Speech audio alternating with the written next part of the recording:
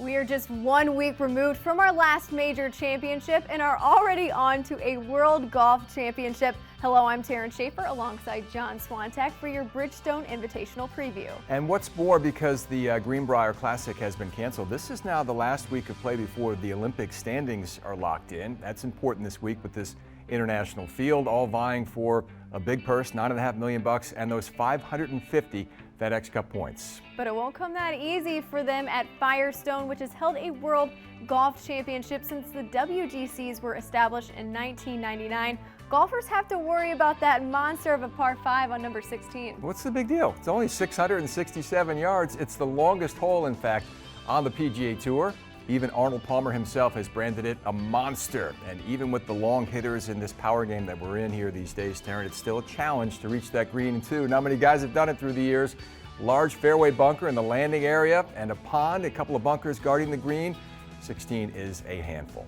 It truly is a monster, but didn't give Shane Lowry too much of an issue. The Irishman notched his first win on U.S. soil at last year's Bridgestone Invitational, turning in an impressive bogey-free 66 and a two-stroke victory over Bubba Watson. Yeah, it was kind of his coming out party in the United States. Lowry put together a stellar final round that included a few key par saves and a couple of birdies from some really strange places on the course, especially at the 10th, where he took a sky-high wedge out of the deep rough, nearly knocking it in for eagle, and then launching one over the trees at 18 for good measure to within 12 feet and coming through with the birdie putt for the win. He was rock solid in all stat categories, as you see, top 10s across the board, Teryn, and 54 for 54 from inside 6 feet last year. That'll work every time. It will work every time. We'll see if it works for him this week. Let's get to our sleeper picks here, Swanee. Okay. All right, I'm going to throw out there Keegan Bradley. I know he has missed 11 cuts here this season, only 2 top 10s, but come on, he played pretty well at Quicken Loans. You got to throw out that 74 he had on Sunday, but he has had the best scoring average here at Firestone, even beating out Tiger Woods in that statistical category, and heck, he won it back in 2012. Yeah, I remember that. He just snatched it from Jim Furyk's hands. That's a good one, Keegan Bradley. I'm going to go with Scott Piercy. I love the form that we saw at the U.S. Open a couple of weeks ago, tied for second there. Piercy's 38th in the FedEx Cup points. He's 43rd in the World Golf rankings. He's got some pop in his bat, too, close to a 300-yard average. That's top 40 on tour. That will work at Firestone. It's not demanded, but it certainly comes in handy if you got that kind of length. Yeah, those were our sleepers, but let's talk about some of the bigger guys, our favorite picks here.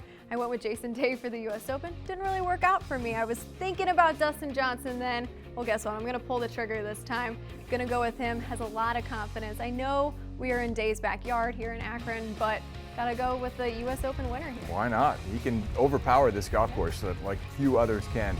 Justin Rose has had a little bit of a quiet season, I think, by his standards. 43rd in the FedEx Cup. Charlotte at the Wells Fargo was the only time he was really in contention this year, Teryn. But 5 top 10s at Firestone, including 3 in the last 4 years. I feel like this could be Rose's week, coming off a miscut at the U.S. Open and then a week off to kind of get recharged before this World Golf Championship. Something's got to break his way here soon. I think so too. Well, of course, you're going to want to watch it or listen to the tourney this week. So let's check out those broadcast times.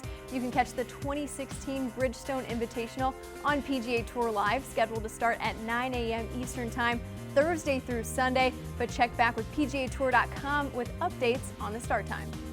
Television times include Thursday and Friday, starting at 1:30 Eastern on Golf Channel, with coverage continuing there over the weekend from noon to 1:30, and then swing on over to CBS Sports at 2 p.m. Eastern. And also don't forget coverage of the opposite event, the Barracuda Championship in Reno, with that exciting modified Stableford scoring system in place. Golf Channel has your coverage all 4 days of competition. Listen on PGA Tour Radio beginning at noon Thursday and Friday, and beginning at 1 p.m. Saturday and Sunday. Well, that'll do it for us here on the WGC Bridgestone Invitational Preview Show. For John Swantek, I'm Teryn Schaefer. Thanks for watching.